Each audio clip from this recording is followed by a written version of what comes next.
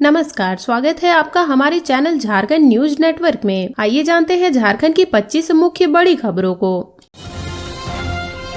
झारखंड के पारा शिक्षकों के मानदेय में 4% की वृद्धि, अब मिलेंगे अधिकतम 25,200 रूपए। झारखंड में करीब 60,000 पारा शिक्षकों के मानदेय में 4% की बढ़ोतरी की गई है। इन्हें अधिकतम 25,200 रूपए मिलेंगे। मानदेय में बढ़ोतरी 1 जनवरी से प्रभावी है। मानदेय बढ़ोतरी के बाद किस कोटे के शिक्षक को कितना वेतन मिलेगा, इसका निर्धारण कर जिले को पत्र भेज दिया गया है। झारखंड शिक्षा परियोजना परिषद ने इस संबंध में सभी जिले को पत्र भेज दिया है। शिक्षा परियोजना द्वारा मानदेय निर्धारण के आधार पर ही अब जिलों के द्वारा शिक्षकों के मानदेय की रिपोर्ट मुख्यालय को भेजा जाएगा। शिक्षकों के मानदेय में 1 जनवरी 2025 से 900 से लेकर न्यूनतम 672 रूपए तक की मासिक वृद्धि की जाएगी। झारखंड में अब शिक्षक पात्रता परीक्षा सफल कक्षा 6 से 8 तक के शिक्षकों को 25,200 रूपए मानदेय मिलेगा। शिक्षकों को न्यूनतम 10,500 रूपए मानदेय मिलेगा। झारखंड सहायक अध्यापक सेवा शर्त नियमावली 2022 के अनुसार अप्रशिक्षित शिक्षकों के मानदेय में कोई बढ़ोतरी नहीं होगी। इस कारण अप्रशिक्षित शिक्षकों के मानदेय में कोई बढ़ोतरी नहीं हुई है। जिले को भेजे गए पत्र में वैसे शिक्षक जो टेट सफल नहीं है, उनके आंकलन परीक्षा पास करने का मानदेय में 10% की बढ़ोतरी के बाद मिलने वाली राशि की भी जानकारी दी गई है।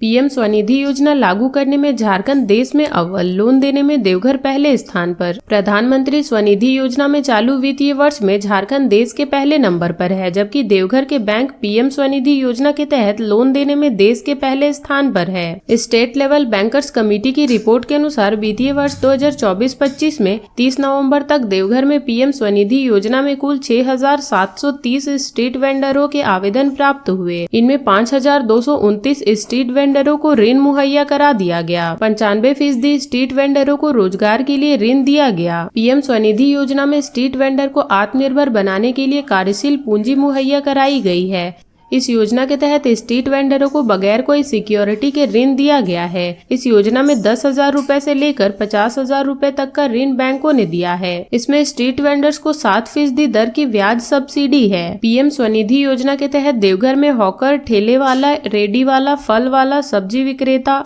स्ट्रीट फूड, चाय, पकोड़े, ब्रेड, अंडे, कपड़ा, परिधान, जूते, स्टेशनरी, सैलून, मोची, पान दुकानों को ऋण दिया गया है। पीएम स्वनिधि योजना में सबसे अधिक ऋण भारतीय स्टेट बैंक ने देवघर नगर निगम के माध्यम से स्ट्रीट वेंडरों को मुहैया कराया है। देवघर की उपलब्धि को वित्त मंत्रालय द्वारा केंद्रीय स्तर पर सराहना की गई है। देवघर के एलडीएम सांडू सदन ने बताया कि स्ट्रीट वेंडरों को आत्मनिर्भर बनाने के लिए शुरू की गई पीएम स्वनिधि योजना में झारखंड और देवघर देश में पहले स्थान पर है। केंद्रीय स्तर पर देवघर की उपलब्धियों को सराहना भी हो चुकी है। पीएम स्वनिधि योजना में कुल 6,730 स्ट्रीट वेंडरों के आवेदन प्राप्त हुए थे। इनमें से 5,229 स्ट्रीट वेंडरों को ऋण मुहैया करा दिया गया। इनमें बड़े पैमाने पर रोजगार मिला है। इस योजना का लाभ अभी भी नए स्ट्रीट वेंडर ले सकते हैं।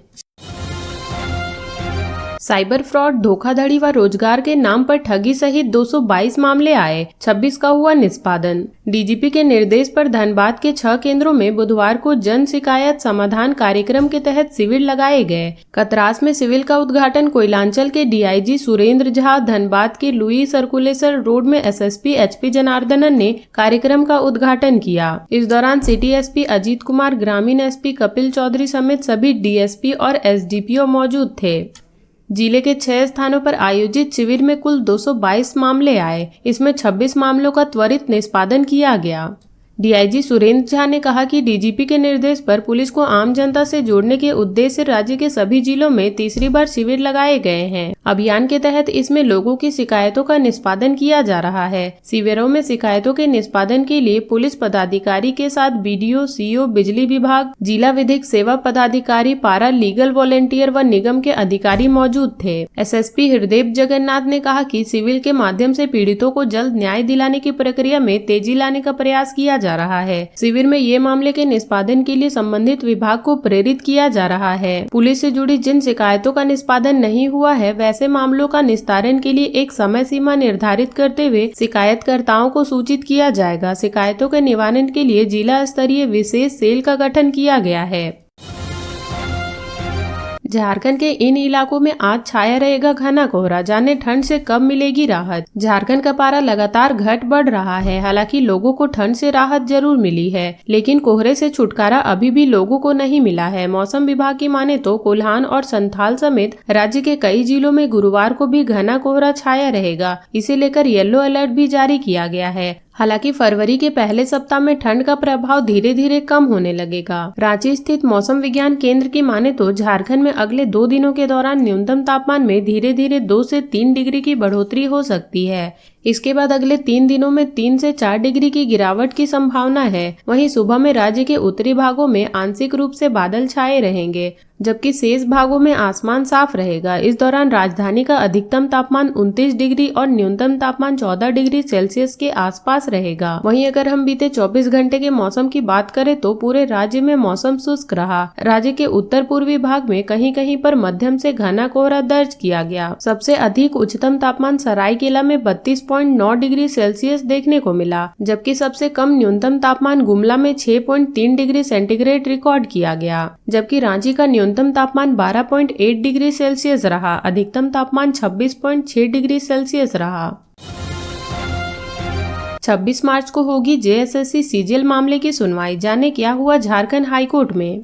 झारखंड हाईकोर्ट में बुधवार को जेएसएससी सीजीएल गड़बड़ी मामले की सुनवाई हुई। Chief justice MS Ramchandra Rao और जस्टिस दीपक रोशन की खंडपीठ ने सरकार का पक्ष सुनने के बाद अपनी सुनवाई की तारीख 26 मार्च रख दी। सरकार का पक्ष महाधिवक्ता राजीव रंजन रख रहे थे। उन्होंने कोर्ट के समक्ष अपनी बातें रखते हुए 4 हफ्ते का समय मांगा, जिसे अदालत ने स्वीकार कर लिया। बता दें कि कोर्ट ने जेएसएससी सीजीएल के परिणाम प्रकाशित करने पर रोक लगा दी है। महाधिवक्ता राजीव रंजन ने झारखंड हाईकोर्ट में डबल पेंच के सामने सरकार का पक्ष रखते हुए कहा कि सीआईडी अभ्यर्थियों के प्राप्त शिकायतों की जांच कर रही है। परीक्षार्थियों समेत अन्य शिकायतकर्ताओं ने भी जो साक्ष्य उपलब्ध कराया है उसकी जांच के लिए फॉरेंसिक साइंस लैब को भेज दिया गया है। जांच रिपोर्ट आने में अभी समय लगेगा, इसलिए 4 सप्ताह का समय दिया जाए। इसके बाद जज ने मामले की सुनवाई 26 मार्च तक स्थगित कर दी। अब अगली सुनवाई 26 मार्च को ही होगी।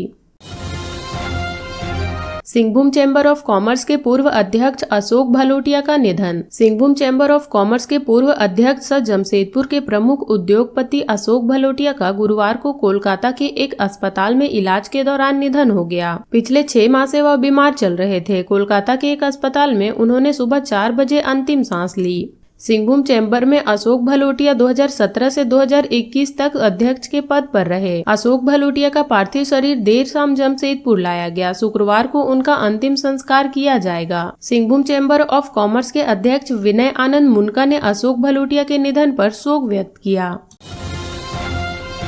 झारखंड से नेताजी सुभाष चंद्र बोस का नाता। फिएट कार में गए थे रांची से रामगढ़। आज 23 जनवरी को नेताजी सुभाष चंद्र बोस की जयंती है। देश भर में उनको श्रद्धांजलि दी जा रही है। नेताजी जयंती को अब देश में पराक्रम दिवस के रूप में मनाया जाता है। नेताजी सुभाष चंद्र बोस जयंती 2025 पर आज आपको बताते हैं कि नेताजी का झारखंड की राजधानी रांची से क्या कनेक्शन था, वह कब रांची आए थे, कहां ठहरे थे, रांची में आने के बाद उन्होंने क्या क्या किया। नेताजी सुभाष चंद्र बोस रांची के लालपुर में 4 दिन तक ठहरे थे। यहां जिस शख्स के घर में सुभाष चंद्र बोस ठहरे थे उसके परिवार ने आज भी उनकी यादों को सहेज रखा है। जिस कमरे में नेताजी रुके थे उस कमरे को संग्रहालय का रूप दे दिया है। उनके मित्र रहे स्वर्गीय फर्डिनांद यादकर के यहाँ नेताजी ठहरे थे। उनके घर में नेताजी का कई बार आना जाना हुआ था। नेताजी सुभाष चंद्र बोस 20 मार्च 1940 को रामगढ़ में आयोजित 53वें कांग्रेस अधिवेशन के समांतर एक दूसरे अधिवेशन को संबोधित करने पहुंचे थे। उस समय नेताजी नजरबंद थे। वेश बदलकर नेताजी चक्रधरपुर के रास्ते रांची पहुंचे थे। उस समय नेताजी के एक और मित्र स्वर्गीय फर्डिनांद चटर्जी, जो रांची के प्रयाक्त चिकित्सक थे, ने रामगढ़ जाने के लिए सुभाष चंद्र बोस को अपनी फिएट कार दी थी। 85 वर्षों से दोनों परिवार बहुमूल्य यादों को सहेजे हुए हैं। आखिरी बार यहाँ देखे गए थे नेताजी। झारखंड के इस जंगल में की थी गुप्त बैठक। 23 जनवरी 1897। यह वो दिन था जब देश के नायक का जन्म हुआ था। नाम था सुभाष चंद्र बोस। ये उपाधि उन्हें किसी और ने नहीं बल्कि रविंद्रनाथ टैगोर ने दी थी। उनके सम्मान में पूरा देश उनके जन्मदिन पर पराक्रम दिवस मनाता है। यूँ तो उनके आजादी की लड़ाई के किस्से खूब मशहूर हैं, लेकिन क्या आपको पता है नेताजी का झारखंड से भी खास नाता है। आजादी की लड़ाई के दौरान वह कई बार झारखंड आए। अंतिम बार उन्हें झारखंड में ही देखा गया। जी हाँ, झारखंड के गोमो जंक्शन पर सुभाष चंद्र बोस को अंतिम बार देखा गया था। ये वादा कई मीडिया रिपोर्ट में भी किया गया है। इसके अलावा इसका जिक्र पीएम मोदी ने भी साल 2022 में अपने मन की बात कार्यक्रम में भी कर चुके हैं। उनके सम्मान में ही रेल मंत्रालय ने साल 2009 में इस स्टेशन का नाम बदलकर नेताजी सुभाष चंद्र बोस गोमो जंक्शन कर दिया। 17 जनवरी 1941 को नेताजी अपने भतीजे डॉक्टर शिशिर बोस के साथ गोमो जंक्शन पहुंचे। अंग्रेजों से बचने के लिए वे हटियाटाड़ के जंगल में छिप गए। वहीं पर उन्होंने स्वतंत्रता सेनानी अलीजान और अधिवक्ता चिरंजीव बाबू के साथ गुप्त बैठक की थी। बाद में स्थानीय लोगों ने उनके लिए गोमो में ही लोको बाजार स्थित कबीले वालों की बस्ती में रहने की व्यवस्था की थी। बाइक पर सवार अपराधियों ने महिला से 70,000 रुपए छीने। जोड़ापोखर थाना क्षेत्र के नोनिकडीह सिरमोहन धौड़ा निवासी दिलीप महतो की पत्नी मंजू देवी से बाइक सवार अपराधियों ने बुधवार की शाम 4 बजे 70,000 रुपए छीन लिया। इस संबंध में मंजू देवी ने जोड़ापोखर थाना में शिकायत की है। उन्होंने शिकायत में कहा है कि बैंक ऑफ इंडिया भागा शाखा से रुपए निकाल कर घर जा रही थी। इस दौरान जामाडोबा जीतपुर रोड पर काली मंदिर के निकट बाइक पर सवार 3 अपराधियों ने बाइक सटा दी। विरोध करने पर पीछे बैठे एक अपराधी ने उसके हाथ से थैली छीन लिया। थैला में रुपए रखा था। इस संबंध में जोड़ापोखर थाना प्रभारी राजेश प्रकाश सिन्हा ने बताया कि घटना की शिकायत मिली है, छानबीन की जा रही है। सीसीटीवी फुटेज को खंगाला जा रहा है। जल्द ही मामले का उद्भेदन होगा। नगर निगम ने 31 संवेदकों को तीसरी बार भेजा नोटिस, एग्रीमेंट कराने की दी चेतावनी। नगर निगम ने बुधवार को 31 संवेदकों को एग्रीमेंट कराने के लिए नोटिस दिया है। निगम का यह तीसरा नोटिस है। दूसरे नोटिस में 40 में मात्र 9 संवेदकों ने एग्रीमेंट कराया था। तीसरे नोटिस में चेतावनी देते हुए कहा गया है कि एग्रीमेंट नहीं कराने पर द्वितीय योग्य संवेदक को काम आवंटन कर दिया जाएगा। संवेदकों को इकरारनामा के लिए तीसरा नोटिस दिया गया है। इसमें कहा गया है कि पत्र प्राप्ति के 3 दिनों के अंदर इकरारनामा संबंधित कागजात एवं अग्रधन राशि के रूप में 5% का डिमांड ड्राफ्ट नगर निगम में जमा करें, अन्यथा द्वितीय योग्य संवेदक को काम आवंटित कर दिया जाएगा।